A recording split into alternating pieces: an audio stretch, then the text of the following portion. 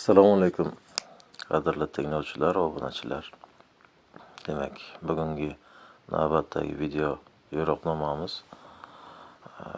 MyGov.uz tizimida login parolni unutgan fuqarolarimizga bag'ishlanadi.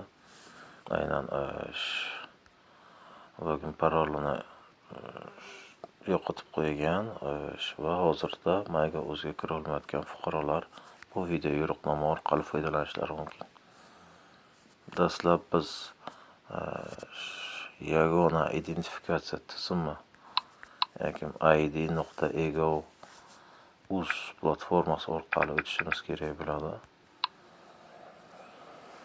Demak, yagona identifikatsiya tizimi sayti orqali bizda bu yerda login yoki parol yodingizdan chiqdimi degan ustun mavjud.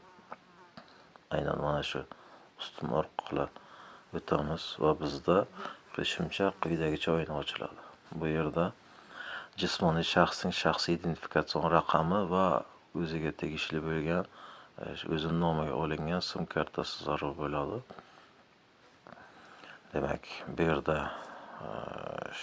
biz avtomatik hozir saqlangan ma'lumotlarni chiqaryapti. Bu yerga shaxsiy identifikatsiya raqami, jismoniy shaxsning shaxsiy identifikatsiya raqamini kiritishingiz kerak. Bu aynan hozirda qo'lingizda ID karta olgan bo'lsangiz, orqa qismida yozilgan 14 talik raqam va eski biometrik pasportlarda pastki qismida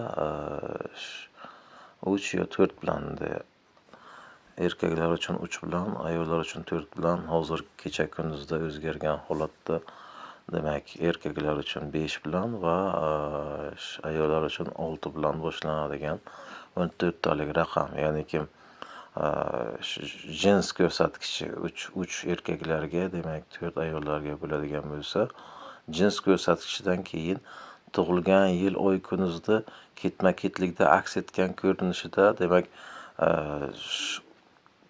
jins ko'rsatkichi o'sha 3 bilan yoki 4 bilan boshlab sanaydigan bo'lsangiz, 14 talik raqam oralig'idagi, demak, raqamlarni pasportingizda aniqlashingiz mumkin.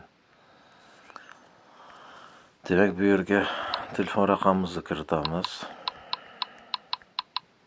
Kiritgandan so'ng, demak, SMS yuborish tugmasi ochiladi va SMS yuborish qilamiz va shunda SMS orqali tasdiq kodi bizga keladi. Shu tasdiq kodni tegishli o'ringa, o'zimizga qo'shimcha ochilgan oynada belgilangan vaqt mobaynida kiritishimiz zarur bo'ladi.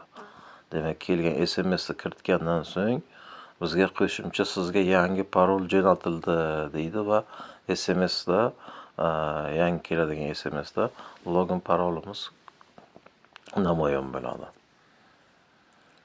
Videomiz agar foydali bo'lgan bo'lsa, like bosing, obuna bo'lmaganlarimiz obuna bo'ling va bizni doimiy qo'llab-quvvatlab, qo'ng'iroqchani bosib qo'ysangiz, doimiy kanalimiz orqali berilib boriladigan shu kabi mazmundagi xizmatlar bilan tanishing.